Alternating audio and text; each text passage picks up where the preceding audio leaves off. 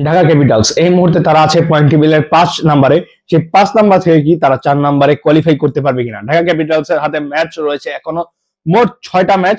সেই 6টা ম্যাচের মধ্যে তাদের কমপক্ষে, যদি অন্য টিমের দিকে তাকিয়ে থাকতে হয়, কমপক্ষে আরো 3টা ম্যাচ জিততে হবে। 3টা ম্যাচ জিতলে ঢাকার হবে 4টা ম্যাচ। যদি 5 থেকে 6টা ম্যাচ জিতে, 6টা ম্যাচ জিতে তো কোনো কথাই নেই। যদি 5টা ম্যাচ জিতে তাহলে ঢাকা ক্যাপিটালস কোয়ালিফাই করতে পারবে। তো ঢাকা ক্যাপিটালস তারা যে ভয়াবহ অবস্থায় গিয়েছে, এই টিমের কিন্তু এই অবস্থায় যাওয়ার কথা ছিল না।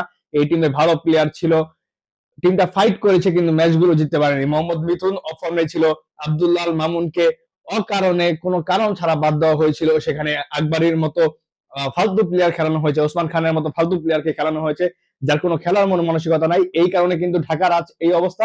ঢাকা আজকে ঢাকা চিন্তা করছে যে আমরা কি নেক্সটে কোয়ালিফাই করতে পারবো কিনা। আপনার পরবর্তী প্রতিপক্ষ কারা? আপনার পরবর্তী প্রতিপক্ষ আপনার সিলেট, রাজশাহী, রংপুর, চট্টগ্রাম, নোয়াখালীর সাথে 2টা ম্যাচ রয়েছে। তো আপনি হারাবেন কাদেরকে? আপনি তো সবার কাছেই ম্যাচ হেরেছেন।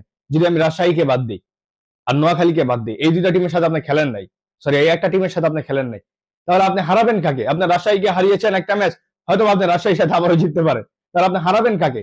নোয়াখালী টিমের যে অবস্থা, আজকেও মনে হয় 68-70 রানের মতো করেছে তারা, তারপর অল আউট হয়ে গিয়েছে। আমাদের 7 তারিখে নোয়াখালীর সাথে ম্যাচ, সেই নোয়াখালীকে আমার মনে হয় ঢাকা যদি হারাতে পারে 2টা ম্যাচ, তখন ঢাকা 3টা ম্যাচ জিততে পারবে। যদি নোয়াখালীকে 2টা ম্যাচ তারা হারিয়ে দিতে পারে, তারপর রাজশাহী রয়েছে, সিলেট রয়েছে, এই 2টা টিমের থেকে যদি 2টা টিমকে হারাতে পারে, দেখেন সিলেটের অবস্থা ভালো না, সিলেটও কোনো ভালো টিম না যে সিলেটকে একদম হারানো যাবে না। তো যদি সিলেটকে না হারান তাহলে আপনি কোয়ালিফাই করবেন কিভাবে? সিলেট, রাজশাহী এদেরকে তো আপনার হারাতে হবে। সিলেট, রাজশাহী, চট্টগ্রাম এরা কিন্তু ওই লেভেলের টিম না যে আপনি হারাতে পারবেন না। এদেরও কিন্তু অনেক সীমাবদ্ধতা রয়েছে, আর অত ভালো ব্যাটিংও নাই। চট্টগ্রামে তো কোনো ভালো ব্যাটিংই নেই ভাই। চট্টগ্রামের কথা কি বলবো, এদের কোনো ব্যাটিংই নাই। কিভাবে জিতে যাচ্ছে তাই ভালো জানে, তাদের বলাররা তাদেরকে জিতিয়ে দিচ্ছে। এই হচ্ছে অবস্থা চট্টগ্রামের। তো এই টিমগুলোকে হারানো কোনো ব্যাপার না ভাই। আপনি যদি ভালো করে ম্যাচ খেলেন, আপনি যদি আপনার ঢাকাকে যদি নিজের টিম মনে করে খেলেন, তাহলে ভাই এটা কোনো ব্যাপার না।